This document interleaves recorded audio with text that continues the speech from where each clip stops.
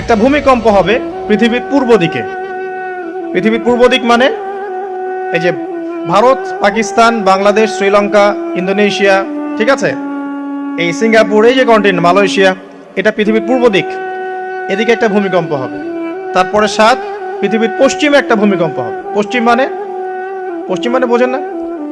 পশ্চিমা বিশ্ব না, সৌদি আরব না, পশ্চিমা বিশ্ব, ব্রিটেন, ফ্রান্স, জার্মানি, তারপরে যে রাশিয়ান কন্টিনেন্ট, হ্যাঁ, ইউক্রেন, এদিকে আপনার আমেরিকা, এই পুরো পশ্চিমা বিশ্ব, এখানে একটা ভূমিকম্প হবে বড়।